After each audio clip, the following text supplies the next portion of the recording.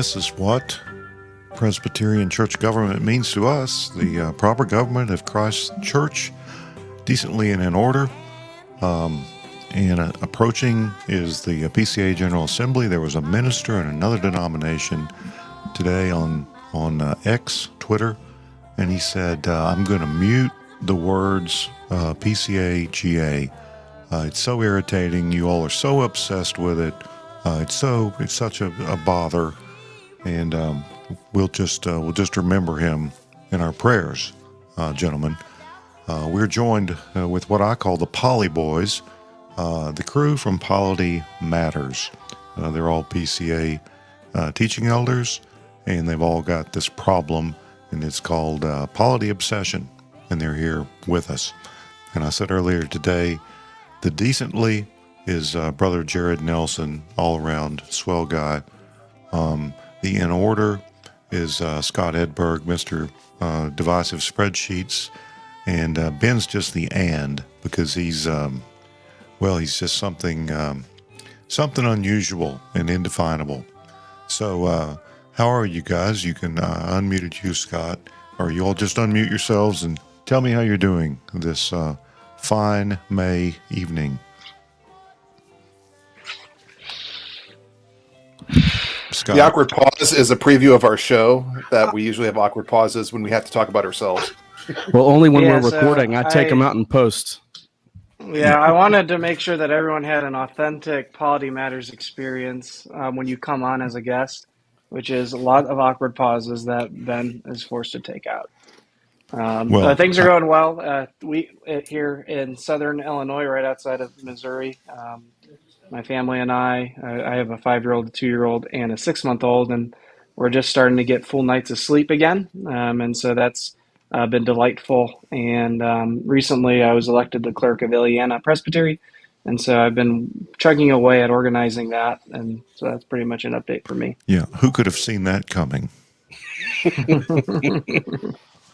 right. So we'll take you in vertical order. Ben, what's the humidity there in Mississippi? Can it get above 100? Because it has succeeded in doing so. No, but it's fine. It's breezy tonight. There were some clouds in the sky, kept the temperature down, so it's a good night on the porch, and we're just cruising along. I'm editing away silences every day, and on Polity Matters and otherwise. So life is good. And Jared, there in Western Pennsylvania. One of my wife says she likes everybody she's ever met from Western Pennsylvania. So I don't know what's wrong with her, but what's wrong with you, Jared? Other than just skipping spring and going straight to summer, other things have been going well here. So you got a lot of Presbyterian churches here in Western PA. It's like the Scots saw the hills, they thought they were home, and just settled here. Maybe they just gave up. You know, That was something. There was a song called Level Land, which is a place in Texas, apparently, by Robert Earl Keen. And he said either their wagons broke down or they just lost all their ambition. That's why they stopped there. So that probably explains, along with total depravity, most of our the terminal destination of our ancestors. Well, we're not talking about ancestors. We're talking about something very current.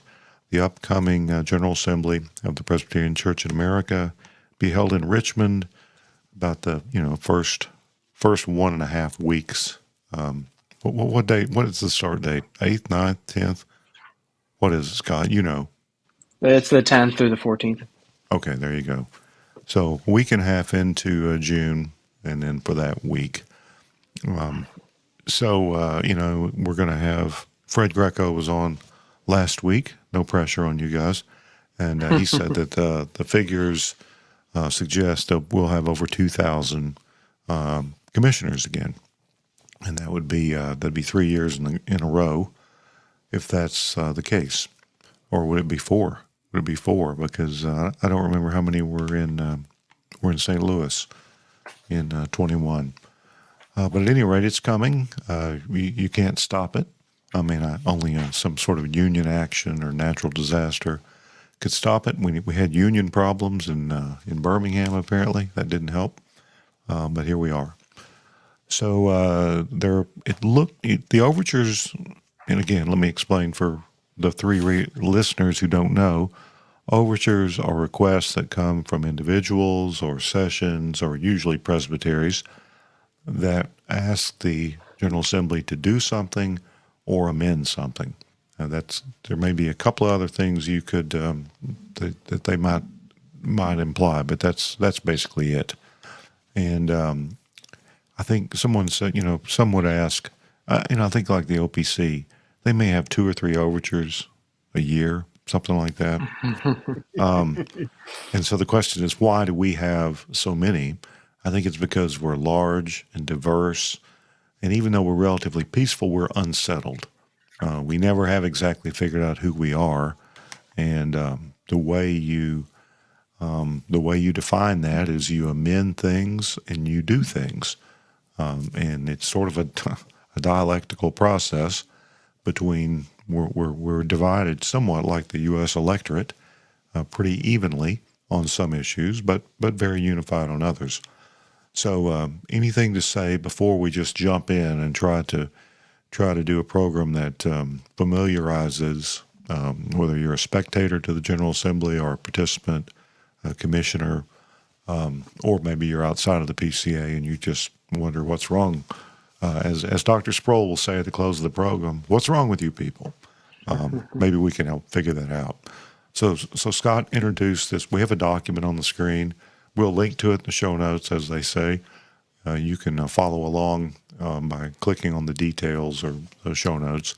But for now, for our live viewers, on-screen viewers, we have it there, and we'll use it for reference. But we want to describe it because most will be listeners, not viewers. So kick it off, Scott. Tell us where we are and how we got there. Yeah, so last year's General Assembly might be characterized by review and control, where there was a lot of oversight and checks and balances done throughout the General Assembly, and that was the perhaps most motivating theme throughout the Assembly. This year seems to be more of rules of discipline oriented. There were some rules of discipline overtures last year. A lot of them got either referred back to their presbyteries or denied altogether. And so this year it seems to be a re-upping of that.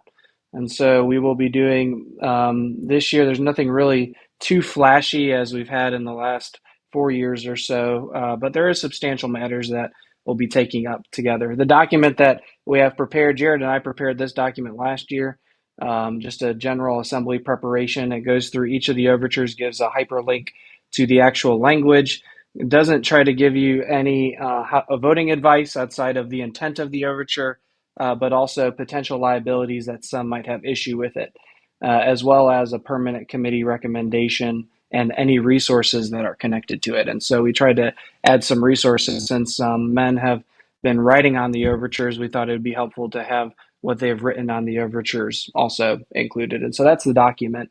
Do you want me just to jump into some of these, or what do you want, Brad? Do you have your floaties on, your water wings? I do. I have my water wings. Then by all means, jump in. I forget how old you are. You look like you're, maybe you need to stay in the shallow end of the pool, but that's not so. You're a mature, grown man. Yeah, maybe so. We'll jump into the first overture with 8. If you have the PCA website up or even our document, these overtures have to do with witnesses before an ecclesiastical trial. It might not sound too exciting, but this is actually a overture from last year that failed with permitting atheists to testify in an ecclesiastical court. That was probably the most intense moment of our last GA. Well, it has returned this year with 2 additional amendments. Overture 1 was from Piedmont Triad. It seeks to do what happened last year with some additional ideas intertwined. What makes this overture perhaps unique is that it's almost like a choose your own adventure kind of overture, where it broadens the idea of competency to perhaps allow atheists to testify in some presbyteries, but if another presbytery decides they don't want to do that, they can restrict that all the way up until actually only allowing Christians to testify. And so there is a broad, perhaps, idea here that comes from last year with atheists being permitted to testify. The additional perhaps liability on this one would be that broadening it so would create different standards for different presbyteries. 18 is actually. Let me jump in just to explain that, this is kind of a foreign thing. Why can't atheists testify? It goes all the way back to English common law, where vows were very important. Vows and oaths. We have, we mentioned that in our polity, as that can even be part of religious worship, oaths and vows for ordination and various things, membership. But it was presumed, and it makes sense, that if you don't believe, if you have no fear of final judgment and you don't think there's a God to whom we're accountable, you can't be trusted to take an oath. What do you swear by? Yourself. Yeah. God can swear by himself, but you can't. So that's the backstory for anybody who thinks that's weird. And building on that, and why these two overtures go together, 18 actually critiques Overture 1 and argues that Overture 1, while it might expand witness testimony and eligibility in some presbyteries, it would likely lead to more restrictive applications in other presbyteries. And so Overture 18 from Ohio Presbytery seeks to address what it sees as perhaps liabilities by adding its own, but perhaps it steps into its own murk and mire with how it deals with the idea of competency itself. It withdraws that whole idea. And so in our current book, we have thresholds for who can testify and who can't. We don't permit children to testify and those who do not have the mental capabilities to testify. This would remove that threshold altogether and say that all people are competent to testify, and that it's up to the court to define if they are a credible witness or not. And so they would allow them to testify, and they would then judge their credibility therein. So this would just take off all of the restraints. Anyone and everyone can testify, and it's up to the ability of the court itself to determine the credibility of the person testifying, whether they are a believer or a not believer or a believer of some other religion. Okay, Ben and Jared, quick thoughts on that? Well, these are two. If the General Assembly wants to allow people who are not believers to testify, they have one of two avenues here. Either they can give the power to the presbytery or the court to say, you can determine who's competent and who's not, which actually you could become more restrictive with one if you wanted to, or just say, hey, everybody's competent. They can all come in. The question is, does the General Assembly want to do either of these? They both have the argument against them that if you don't want to take away oaths from our courts, and a lot of people do have that objection, then neither looks very good to them. Yeah, and some people would say that this is just sort of hypotheticals, that if something's so serious that an outsider needs to testify, it's probably a criminal matter, and the criminal justice system is always going to come before ours, especially if there's been abuse or financial embezzlement or something like that, and then we have that testimony that we can refer to. But I don't think most of these things are going to make it to a church court before they make it to a civil court. Yeah, this is one of those things where I don't need to see the receipts, but I kind of want to see the invoices. Where is our system not working in these places that we need to allow something like this? I haven't heard of anything in particular that would require this in order for a case to succeed at pursuing justice and godliness.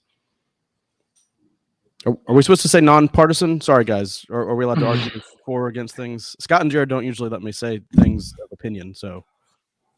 I always try to make Jared say things of opinion. I wonder how much any of this would actually change if there had not been many cases where our courts currently allow even non-Christians to testify in much capacity because you have to either believe in our God or in eternal rewards and punishments.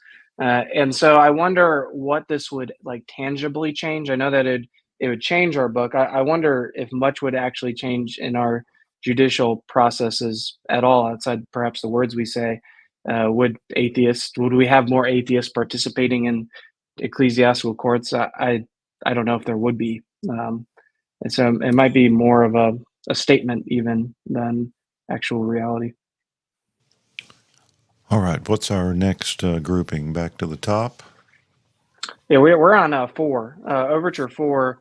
We're not going to go through all of the rules of discipline overtures. If you want to deep dive into that, you can enjoy Polity Matters in a couple weeks here when we publish an episode on every single overture. For the most part, we're missing a few on the jurisdiction changes, but we're going to use painful. It definitely was. So just it was painful, and so we're just going to do one of the main overtures, which is establish a study judicial committee to oversee all of these overtures. And so this is Overture 4 from Central Indiana. And the overture we just talked about would actually be committed to this committee if the assembly chooses to establish a study committee. The main work of this study committee would basically be to overhaul our rules of discipline.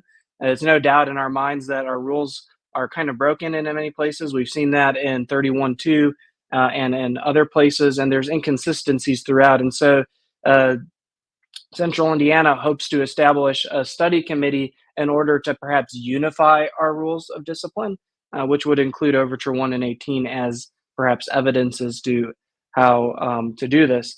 You'll note that if you go down on many of the other overtures from Central Indiana or churches from Central Indiana, one of them is 37 pages long, and it is cumbersome. It touches almost, it seems like every chapter throughout the rules of discipline. And the whole idea from Central Indiana is to commit all of these things to a committee that will iron them all out, perfect them, and then present them to the Overtures Committee in the following year. If the Assembly does this overture, the nice thing about it for me on the Overtures Committee is I don't have much work because it would take about 15 of the overtures out of contention, because about half of them actually are dealing with rules of discipline, and they would all get shoveled to this committee. And so if we did establish this, we could have a very easy assembly in that we wouldn't have a lot of work to do. Even Overture 1 and 18 would have to be committed because you don't want to amend the Constitution just for the next year to have everything overhauled anyway. And so it is a substantial overture in its ambition, in that it hopes to take everything and expedite it through the process of a committee. Yeah, well, the bizarre thing is it even it tells us who's going to be on this committee. So you're outsourcing a restructuring of your polity to a group of elites picked by one presbytery. That strikes me as unpresbyterian and bizarre. I'm going to say what you all probably won't say. Central Indiana was the home of one of the bigger discipline scandals the PCA's had in the past decade, and I think it's clear that they botched that trial.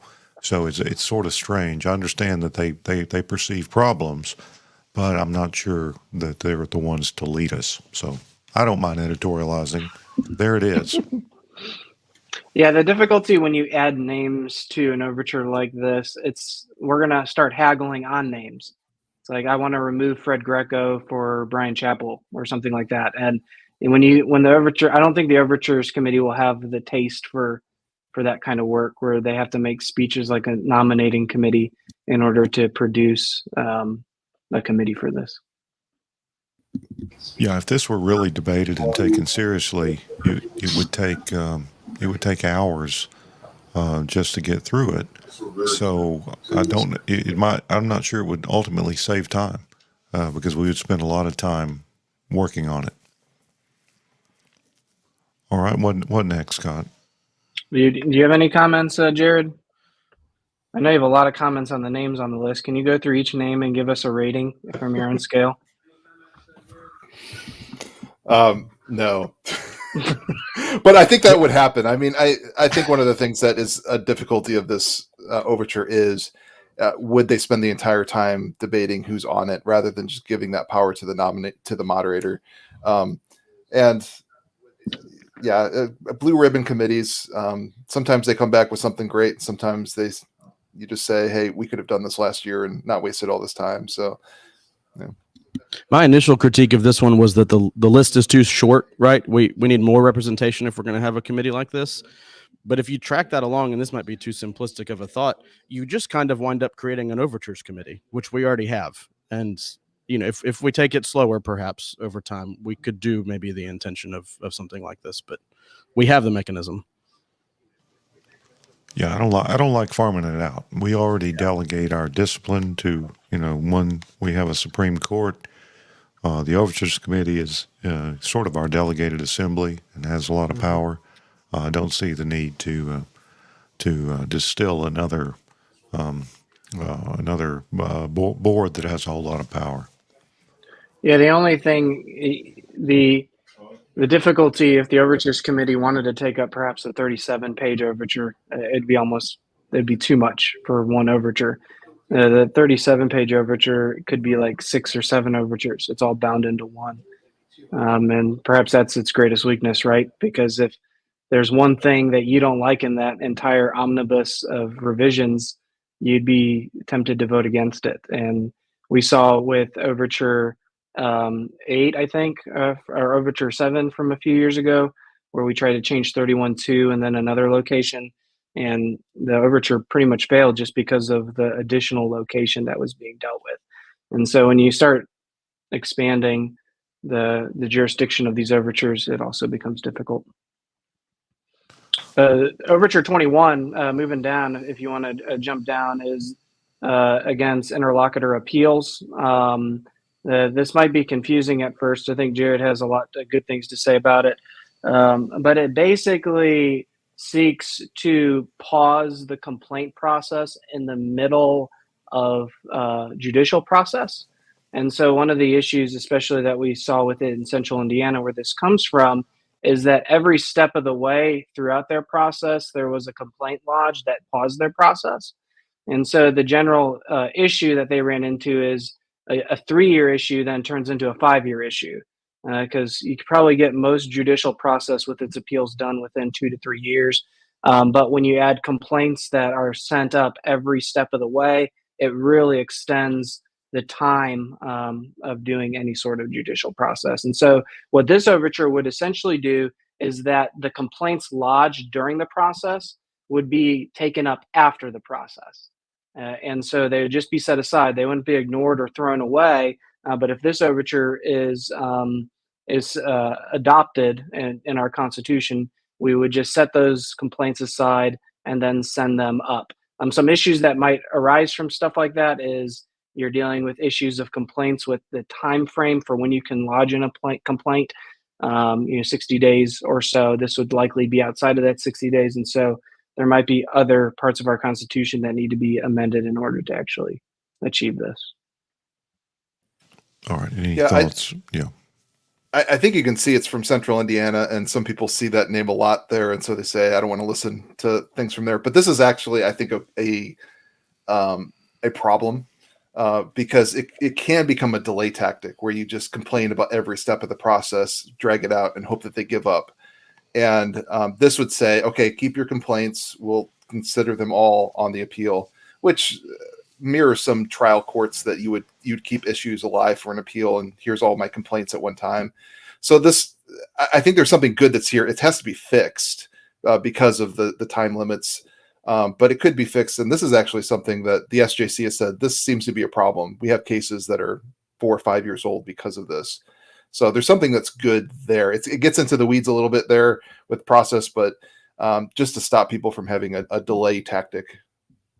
All right. So people, if some Baptist stumbles onto this, they're going to say, it sounds like these Presbyterians are charging each other and having cases and discipline problems all the time, and that they're a bunch of psycho geeks or something, or they're so litigious that no one would want to be a part of them. We really don't have that many cases, but we do have process for these things. In other denominations, a bishop would decide, or it would just get swept under the rug, or it's good that we have this. It's not really our hobby. Except you guys, it is your hobby. But any remarks to the new Presbyterian or the confused Baptist? Yeah, trials and investigations are good for the peace and purity of the church and for the accused themselves. And so, one of the things that are a blessing and why even to take up and try to overhaul the rules of discipline is that it helps preserve the rights of those who are accused of something. Where I can't unilaterally, as the pastor of Providence, excommunicate someone because I don't like them or because they looked at me funny. There is due process, and I have to prove my case on why they should be excommunicated. And so, while perhaps many congregations, probably most congregants, don't have the stomach for the idea of a official ecclesiastical trial, it's actually for their benefit to protect them, and it gives them rights when they are sinned against by the pastor, the session, or some other person to have recourse and to see justice within in the church. And so, though you might think of it as a bludgeon in some regards, and perhaps it's portrayed as that way, a good process is to the benefit of all who are engaged in it. All right, what's next? Overture 25, which is to amend BCO. We're not going to get through all of them today. We're just hitting some of the perhaps more enjoyable ones.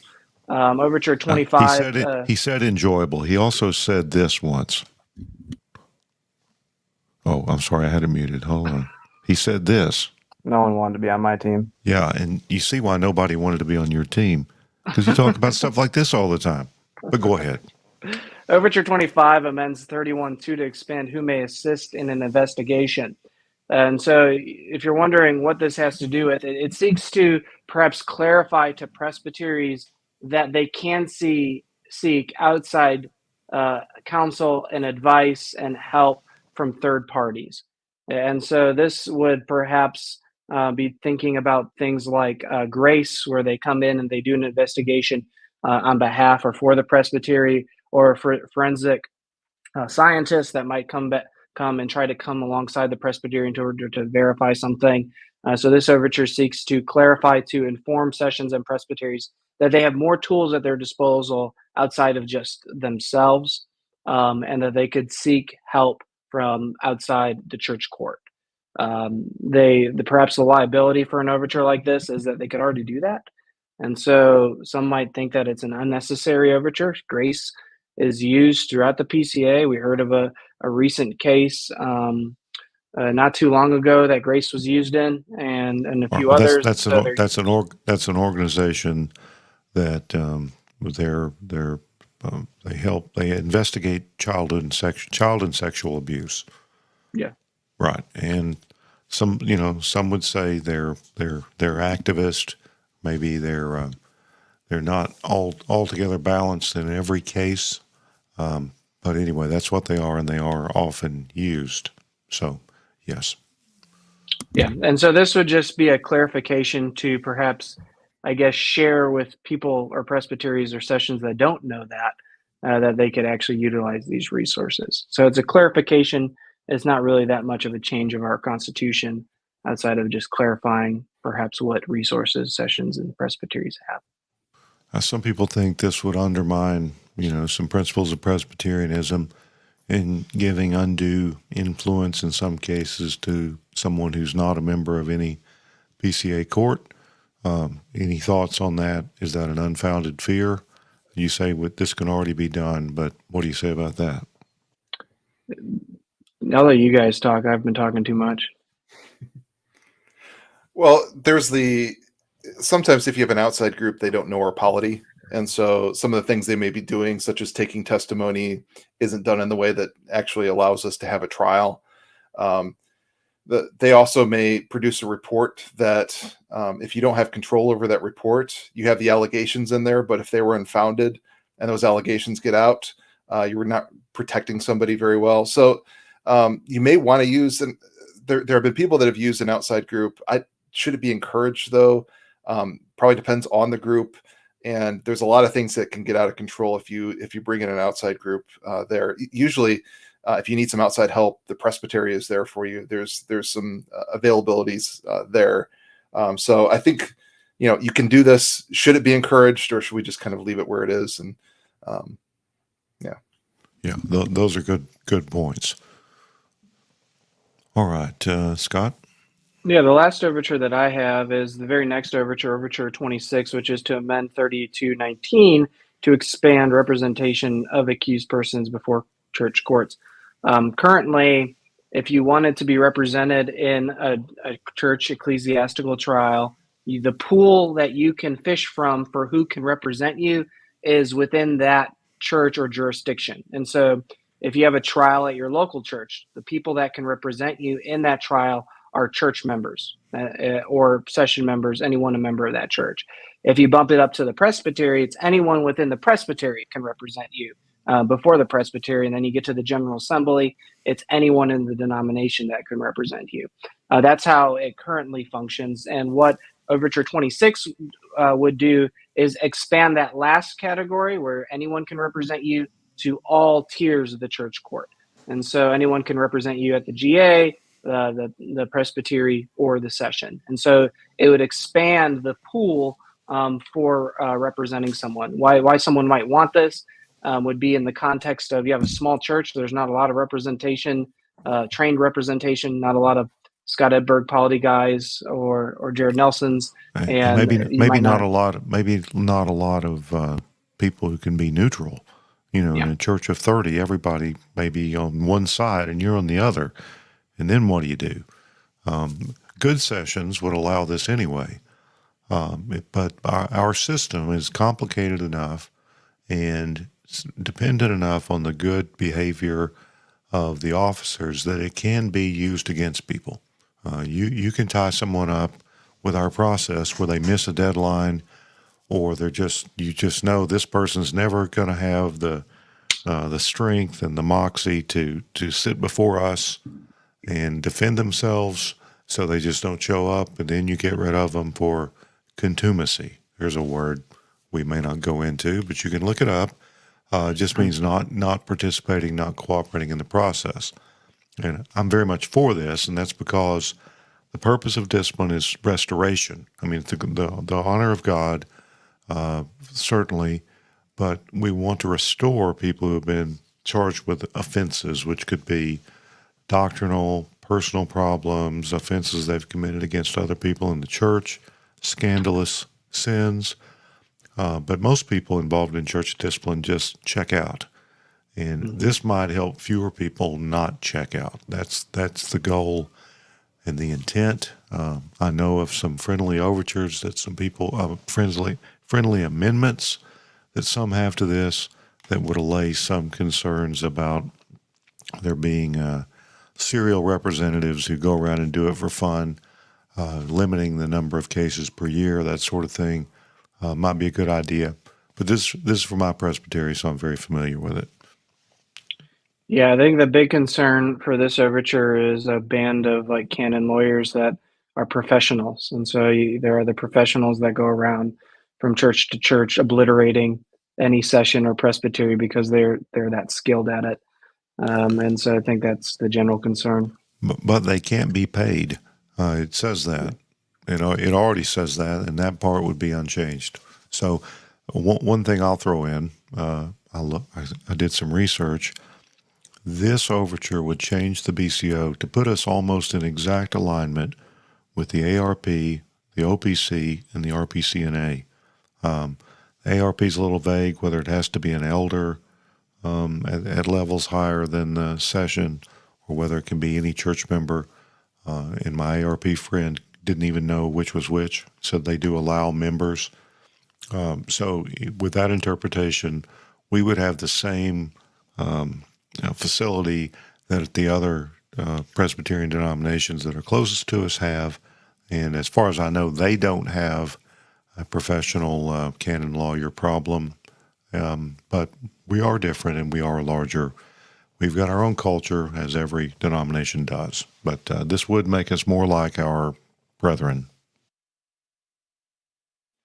That's all I got. I think Jared is really eager to talk about background checks for the next hour. Yeah, well, I get one of the other fun areas. There's like 5 different overtures for background checks.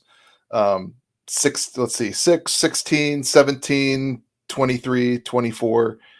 And this is a holdover from last year.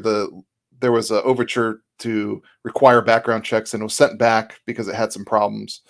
And you can see this year, there's a couple of different approaches, and one of them has a problem. I think it's Overtures 6 and maybe 24 have this problem of they say there shall be a background check, but very specific in what that is. I think one of them even calls for a FBI background check, which I think would be very difficult for Canadian brothers to get access to the FBI to have a background check. This was being a little bit too specific, and in fact was very specific about the sharing of that information, which we had somebody that was telling us from Northern California Presbytery probably violates California law to do that. So the more specific it is, the more problems it's going to have. Probably one of the ones, it's either 23 or 16 that has a better chance, 17, because it's not as specific. It just says they shall order one and review it. It may have some pushback though there, just in that the language of shall order. Well, what if there already is one out there? What if you don't have somebody that gets back to you? You know, does it have to be this sort of a thing? So you may see that change to encouraged or shall review the background so that it's giving options if you don't have a government option available to you. If somebody, you know, there's some presbyteries that have missionaries and they want to ordain somebody, but maybe, I don't know, Cambodia doesn't have a background check system for you to check. What do you do in that situation? So it could be worked out in that it could avoid some of those problems. I think some of the pushback is just going to be, are people already doing this? I know in Pennsylvania, to work with children, you have to have some sort of a background check. It's Pennsylvania law, and many states have those. So probably some of the pushback would be, is it necessary to say? But I guess that's up to Overtures to decide. Well, I'm the psycho that wrote the only article against this, and fire and brimstone were rained upon me. But I argued on the principle that that we can't make someone spend their church money, and this requires the expenditures for a non-word and sacrament expense, and the congregation has no free will or freedom in this. It's required, and I think it's a bad precedent. I think most people do it. I think if you have to make a church do it, they probably have other problems. And I think should rather than shall is plenty. And you know, also I think presbyteries could require it of candidates, but making local churches do it rubs me the wrong Presbyterian way. Not that anybody cares. And there may be some options though, if it's just check into the background. You know, you can, I think it's free to check the sex offender database and certain databases too. So I think it could get to a point in which you have broader support, but it can't be as specific as some of these are. Yeah, we come from, in Southern Illinois. Ileana is not the richest presbytery, and of our 12 churches, the largest is 125 in attendance on Sunday, I think. And so, and I think 3/4 of our churches are 80 and less. And so it would be a burden to our presbytery. And I don't know if any of these would pass if it's mandated, partially because many of our churches don't have any children in them, and many of our churches don't have much funds, and the presbytery has no funds because the churches have no funds. And so adding another expense, though minimal, I think might be burdensome for our people. Yeah, that's a good point. A lot of people can't relate to that, but that's the reality in some places and in many churches. So, good perspective. What next, Jared? Well, I was given the two fun ones, the background checks, and then for some reason, this one about the directory for worship, number 3. So there is a proposal to make another chapter in our directory for public worship constitutional.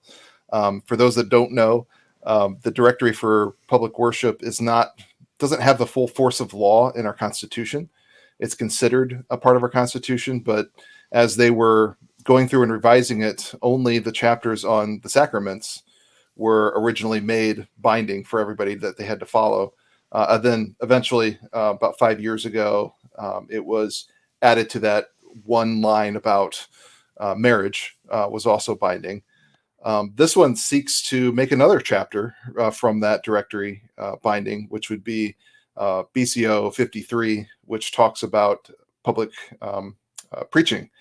And I think the logic behind this is something of an unfinished part of our founding. There's also directives to the session to order worship in the church according to the directory, which then isn't binding. And so there's kind of this tension of, well, the part that tells the session to order the worship according to the directory is binding, but the directory isn't. So how does that work? So this would try to revise that. And 3 is pretty modest in that it just it basically clarifies the word. It's kind of a consensus idea of where we're at. It changes, actually adds in the words where it talks about the minister giving the sermon or qualified man, so that you realize you could also have pulpit supply there and things like that. So it's not thinking that only a minister can give a sermon and you can't have a sermon if he's not there. Although in the very last line, it would then say no qualified man, adding that language in there about them giving a sermon. And basically, some of the grammar may need to be changed on there to only qualified men, or keeping it as person and realizing that it's referring back up to man. But it basically would make that constitution. It'd be word and sacrament, and it would add the word into the idea of it being binding word and sacrament in our directory. So even if he didn't want to go further, it seems more of a modest proposal, not asking the entire directory to be made constitutional. 29 is somewhat like it. Let me jump in on number 3.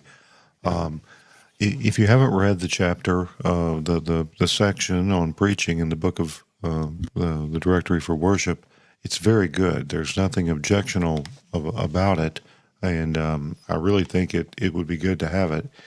And clarifying that it's a man, that's based on real world instances in the past few years. We had an Episcopal female priest preach at one of our churches.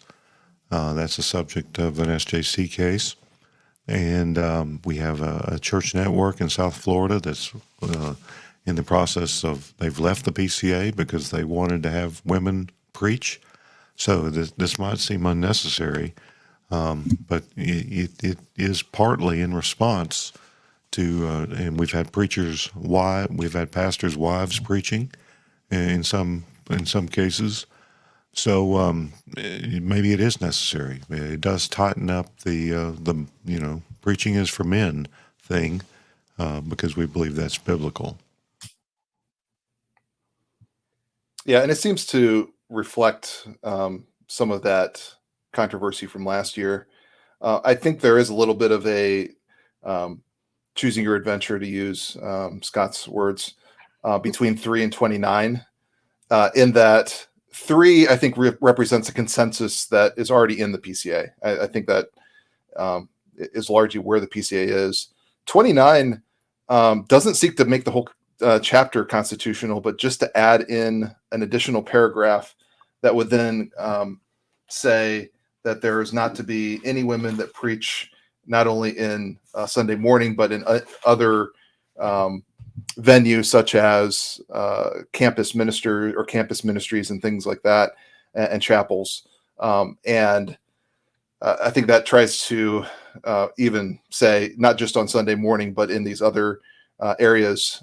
You can see CCB didn't quite know what to do with it, because it's specifying in areas that are not necessarily under the control of the PCA church court or on Sunday mornings. And so they were all over the place in terms of saying this might be in conflict actually with trying to police in other places. I think 29 is the fear of some people about touching the directory for worship and trying to make things more restrictive. It's not obvious that that's a consensus view in the PCA. And so it's kind of if you're going to go and constitutionalized chapters in the BCO, are you going for consensus, or are you going for, I'd like to tighten some things up here? It was also passed by a session and not by a presbytery, so it may just have its problems and be doomed just from that. All right. Anything else on these two? All right. What next? Nobody else What wants to next talk here? about constitutionalizing the directory.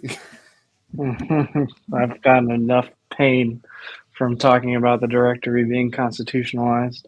I don't know if I want any more.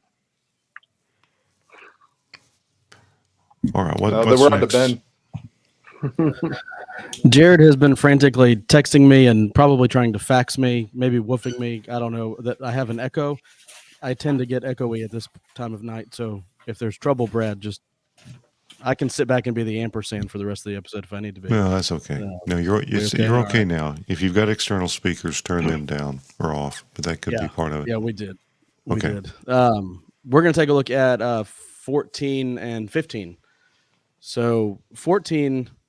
Well, I want to start off. I think, my wife and I are homeschooling our children at home, and I am, I delegate a lot of that to my wife, but I'm still involved in, the discussions about what's going on from day to day, week to week, month to month, what kind of curriculum we choose, the details of how my daughters are doing as they, move along in their education. And 14, in a lot of ways, is sort of amping that up by asking that our our institutions of higher education report to us some data that we haven't been receiving as regularly, and this would just require it.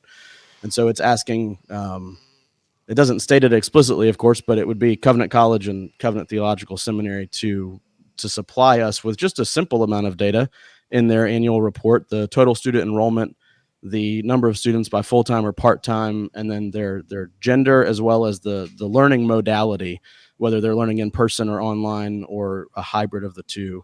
I would just say, I'd argue for it. I think it's a pretty simple overture. It's a simple request of information that already exists somewhere. These institutions are accredited, and so they have to have this. I think I heard Zach Groff say it at some point. It's simply a matter of copy and paste. It's fairly straightforward. The argument that it requires more work from these permanent committees or agencies is not really, it doesn't have a lot of teeth to it. It's not more work. They already have to publish this data somewhere else. So I don't know if the guys might have thoughts on it. It's fairly straightforward. This overture is mostly impressive because of the author and the fact that he was able to pen it and make it legible and readable. He's saying he's challenged. It's just a little jab at our buddy Job DeLumba. That's all. Yeah. He has the most interesting name in the PCA. There are others though. There really are. I won't mention, but there are others. I thought this overture was going to be intense, but given the recommendation from the permanent committees, which are both to adopt this overture, I think it's kind of taken all of the possible tension out of the room. This could have been a very intense debate at our overtures committee, but our institutions of higher education have made the discussion, I think, much more palatable and easier for us. Yeah, and I think the emphasis you mentioned from last year about review and control, a substantial portion of our commissioners have made clear that they want to. I think there's a desire to rein in and pay more attention to Covenant College and Covenant Seminary, and they've gotten that message, and the boards are trying to work with the broader PCA to create trust and enhance it and expand it, and I think them going along with this is a good sign. There's been some consternation about how many students does Covenant Seminary really have, and how many of them are female counseling students, and how many of them are MDiv students. And there were some people that were having a hard time figuring that out. This should clear that up, and I think that's a good thing. Yeah, and the problem with just posting like percentiles, like we grew by X percent, is you don't know the scale. If Covenant Seminary grew by 138% and it went from 1,000 to 2,300, that's substantial. If it grows from 5 to 18, that's, that's a whole different comparison. And so percentages might be helpful in some circumstances, but when you're trying to gauge the health of an institution, they're not that helpful. I like watching Apple events, and they always use percentages. And they say like, oh, this iPad is 8 times faster than the fastest Intel or something. And you're like, what does that even mean? And so you need hard data to understand what you're actually comparing to. Well, you're Mr. Hard Data, no doubt. Hard data. Yeah. So what's next? Yeah, 15 is next, which is coming from a session, which we can say from the outset gives it a little bit of an undercut. When a presbytery rejects something and the session sends it up, usually at OC we're going to see it doesn't take on a lot, but it's simply adding one word to the end of BCO 7.2, which talks about vocation, and adding the word biological before the phrase men only in the last line, simply saying that biological men only are to serve in these capacities. In our day and age, I'm sympathetic to the argument, that we need to be specific, but the truth is that it's just redundant if we believe what we believe. If a man's a man and a woman's a woman, there's no need to specify that that's biological. It just is. There's really no way around it. You've always struck me as pretty biological. Well, I appreciate that. Ben. Yeah, I aim for that. Yeah. They gave me the ones that I don't have to talk much about. So, thanks, Scott. All right. So that was got a because it's didn't pass the presbytery. Although sometimes things from individuals, and there's one of those in here, which I don't know if we'll talk about. And sometimes these session or individual overtures, which have to come up with the notation that they didn't pass this or that court, but sometimes they do succeed. So it's not a death sentence. It's just a strike against. Or what next, Ben? That's all we have. That's as We're wondering far as what we do were you want planning to to talk go. about? Yeah. Wow. Okay. Well, that's amazing. I didn't go. There's a couple more that may be talked about a bit or controversial that you've seen online. There's one from Calvary that talks about using the letter from last year and commending that letter to be sent around, although that's actually what happened last year. That was part of the overture. So it may be that 13 is redundant as well, even though some people may read it and say, that sounds great. Well, we kind of already did that. We already told the presbyteries to send that out.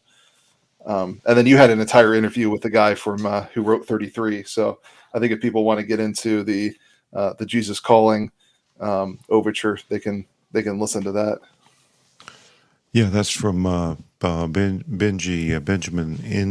Inman there in Central. I think it's East Carolina Presbytery.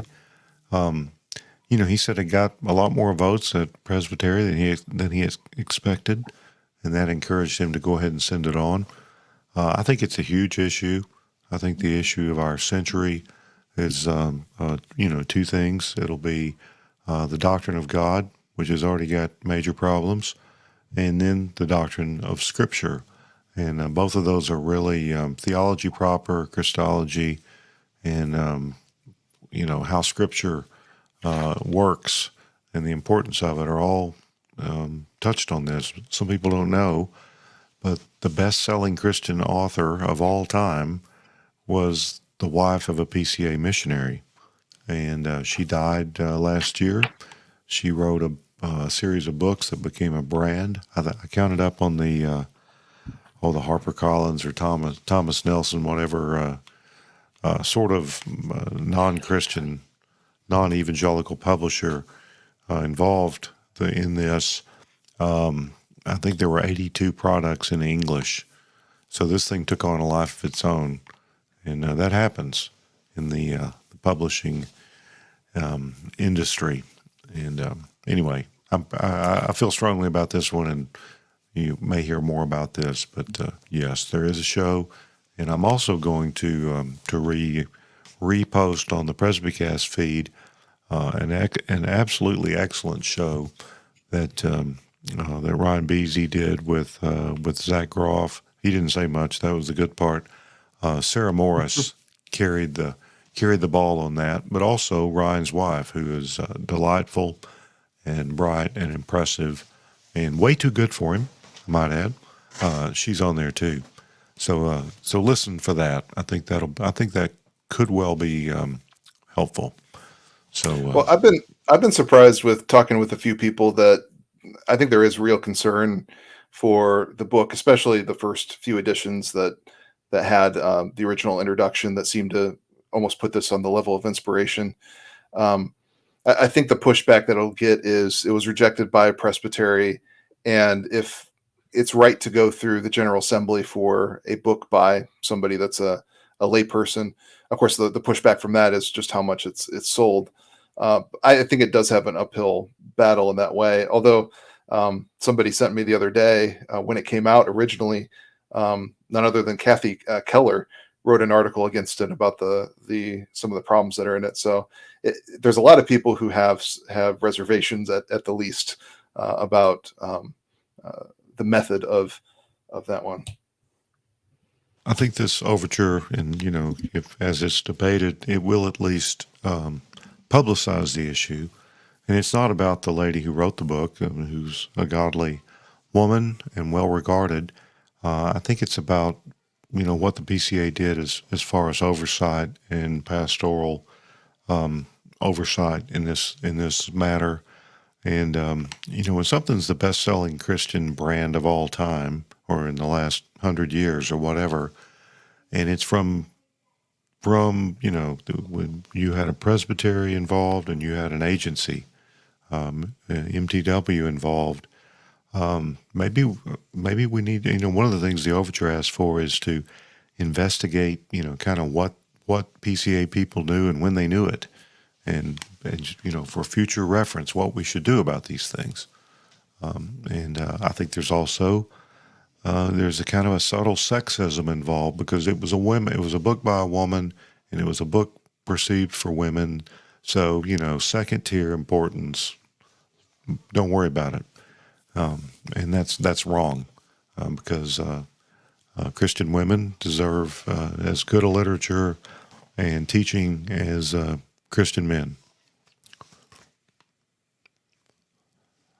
So, go ahead. There are other things we can consider at our GA that will be important. There will be a new RUF affiliation agreement that will come up. That there's, I think Overture 32 kind of is trying to deal with some of that, but there's a new affiliation agreement, and so I'm sure the COC for RUF will be taking that up as the Assembly seeks to perhaps adopt that as the new agreement.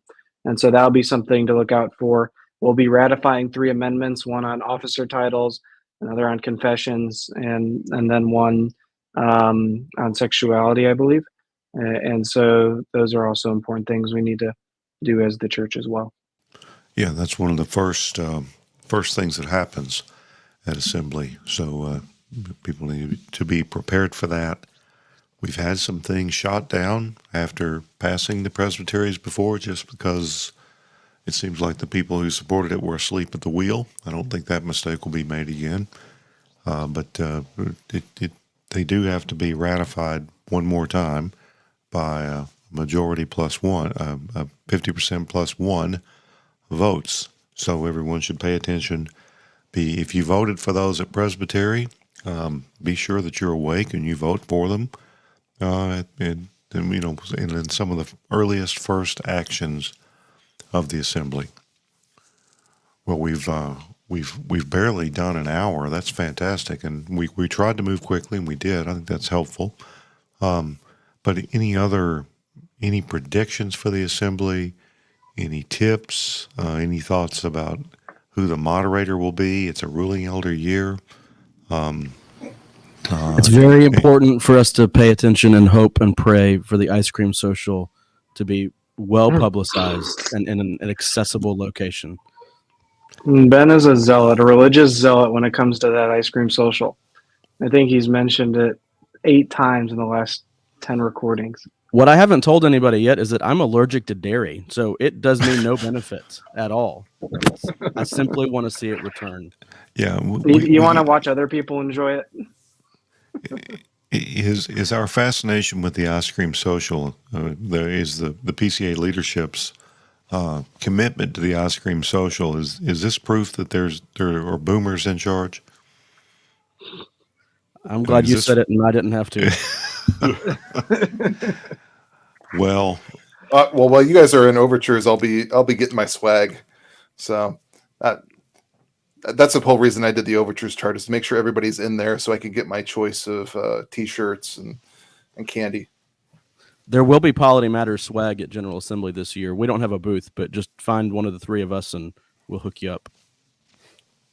Well, there will be no Presbycast swag as far as I know. There will be. I want an Erdman's card. Yeah, I'll bring those. I'm looking at a stack right now.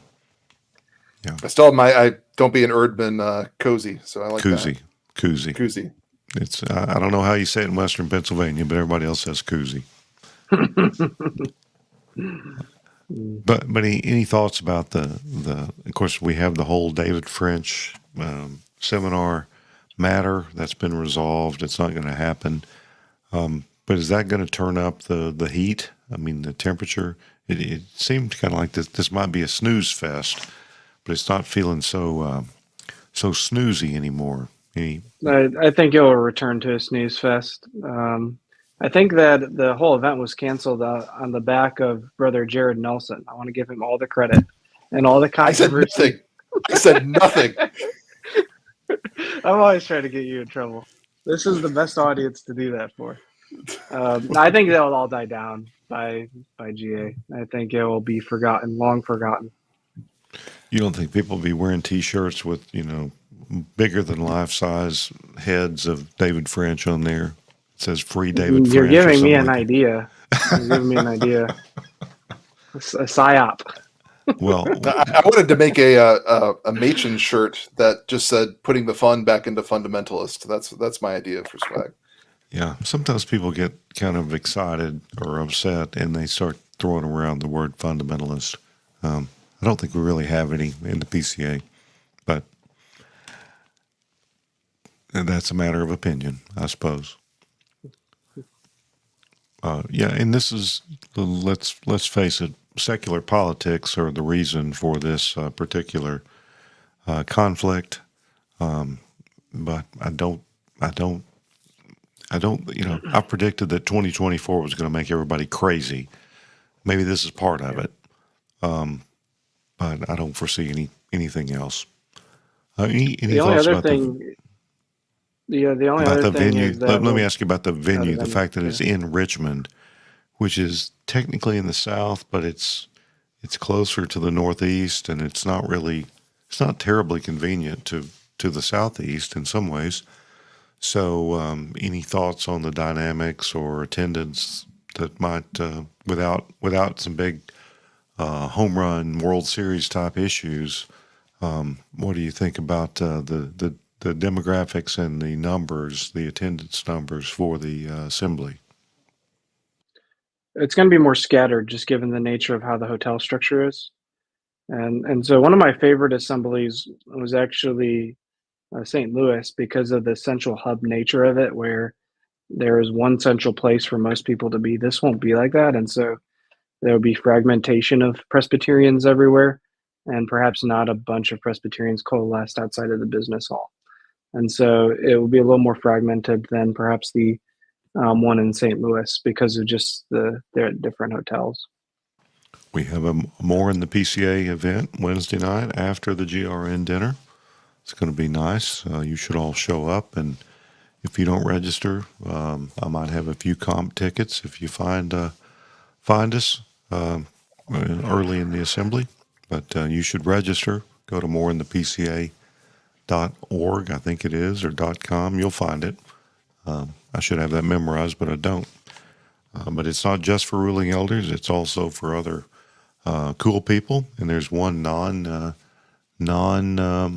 sort of super confessional right-wing person who wants to just come and see us in our natural environment. So I said, please come.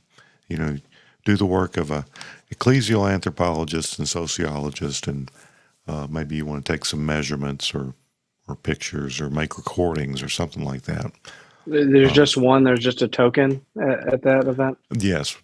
There can only be one, is what they say. No, not at all. Anyone's welcome, and anyone will find that we're as bad as you think we are. So, any other thoughts? This is going to be a short show. Amazing.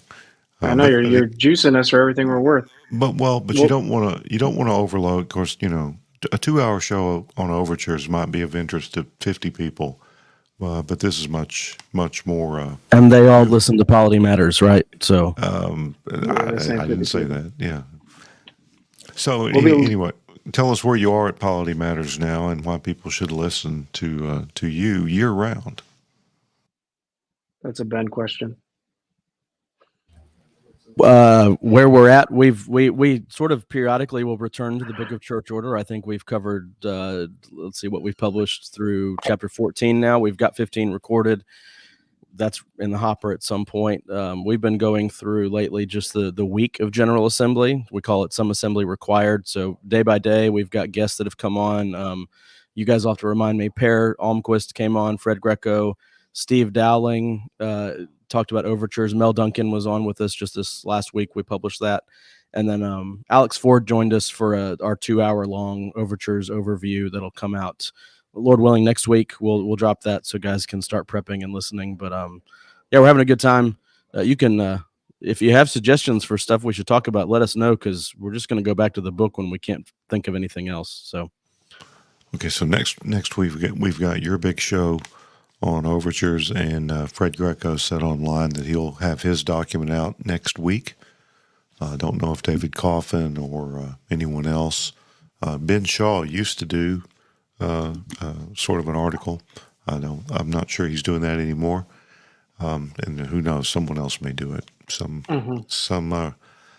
outlier of some sort. But next week will be good, and we're winding down. We're less than a month away at this point, so prep is going to become fast and furious. But hopefully, the assembly itself will be peace, love, and understanding. And nothing's fun. There's nothing funny about that. To quote whatever that was an Elvis Costello song. What's so funny about peace, love, and understanding? But Polity is side-splittingly funny, as you can all tell from tonight. So just get more of that when you can. All right, I should say that Resby is traveling, so he couldn't be with us tonight. I should have mentioned that right at the outset, but I failed to do so. So, well, is that so? Let me get one tight parting shot from each one of you. Tell me what's. Just give me something, Scott. I don't have anything to give you. We'll lose a presbytery this year. That's my parting shot. We will be 87 presbyteries. Yes, there are overtures to basically allow the is it Ohio Valley or Ohio? It's Ohio Valley to absorb the Columbus Metro Presbytery, which has had a sort of troubled history and is down to 5 or 6 churches, and there is that. But I know of a presbytery that's trying to divide, so maybe in a year or two we'll be back to 88, if not before. Ben? I'm just excited that I heard that there's a smoking patio at the Moore event. That's got me jazzed. That's about all I'm excited for this year. And Jared? I'm just trying to not be too nervous about the fact that I'm going to have to speak in front of 2,000 people when I give the nominating committee report. So everybody can just be praying for me on that. Right, will you be wearing a tie? I'll see if I own one. But because you're very tall, be sure to point the microphone up so you don't have to lean down awkwardly like John Fetterman. You're similar in size to old John Fetterman. Is that his name, Fetterman? Yes, the Yes. esteemed senator from our state. Yeah. So you're very familiar. Jared, there's a picture floating around on the internet of you wearing a blazer that I'm convinced is AI. I mean, can AI put a blazer on you up front when you're reporting, or? Brad's article convinced me to get a blue blazer. So There you go. Yeah. So yeah, I think the last thing we're going to talk about is this: dress code for General Assembly. I might have compared the PCA General Assembly to the bar scene, from the cantina scene on Tatooine for Star or Alderaan, whichever it was. No, Tatooine. They blew up Alderaan. The bar scene from Star Wars, the original movie, where you have one of everything. That's probably unfair. But let's say we got people from shorts all the way to three-piece suits, or seersucker and a bow tie, or just look at Scott right now. That's sort of the high end. It's sort of a mix, and I tend toward the higher end, but not always with the tie, but always with the jacket. So thoughts on what you should wear at General Assembly, it being the highest court of the church. If you plan Oh, to it just speak depends on what at you're speaking. General Assembly, yeah. If you're speaking, you probably want to wear something nicer. It helps people take you a little more seriously. I think when I've I seen travel, I wear a suit, and you get treated better when you wear a suit because you just generally are classier in disposition, and so it helps arguments. It's not the main thing that drives an argument, but respectability, I think, helps an argument. I've seen people give major reports in a, short sleeved, bright yellow shirt, or a fishing shirt, or a polo shirt, and I don't care for that, I must say. Yeah. So, Jared, if you wear a polo shirt, at least wear a coat over it. that's if you're just going to the ice cream social. You just need a collared polo shirt. But if you're going to speak, you need the full blazer. I think Jared's going to be wearing the blazer with some New Balances up there. He's going to have some nice New Gotta Balances be comfy. on. I have a revelation to make. These are so comfortable, and standing on concrete is very difficult for me. I'm thinking about wearing my Hokas. They're black, okay? They're very boring shoes, but I think I'm going to wear them at General Assembly. Black shoes. What was that thing you said about boomers earlier, Brad? I'm leaning into it. You know you're an old man when you stop wearing dress shoes. You've just Yeah. crossed over. I don't know. They worked fairly well in England and Ireland recently. So if I'm going to be walking a lot, maybe I'm gonna give in. They're not Velcro closure. I'll say that. When you No first showed Velcro. them, that was my first question: is whether you went Velcro. Yeah, someone said they look like diabetic shoes, but they're not exactly. But who knows? Maybe I'll change my wife could veto that. She may say, "No, you're not," and I'll defer. Or maybe Sarah Morris at church will lay down the law. But I'll give due consideration to their opinions. All right. Well, very good. I'm not averse to doing shorter shows, so I think it's okay, and I'm happy that we did what we did.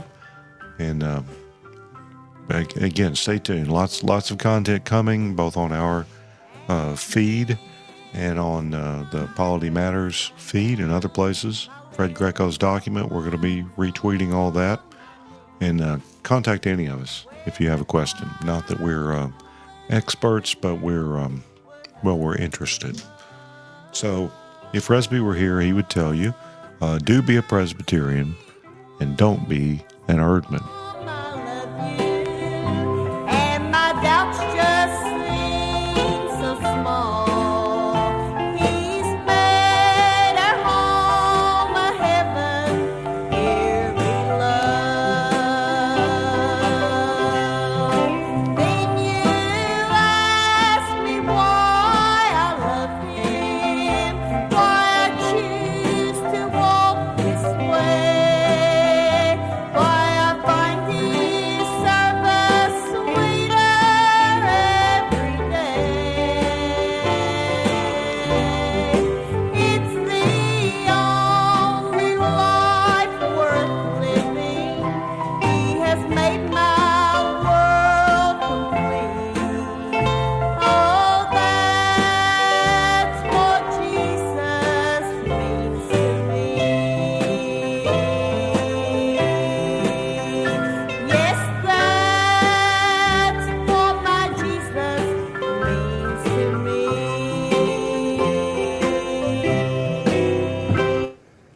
What's wrong with you people?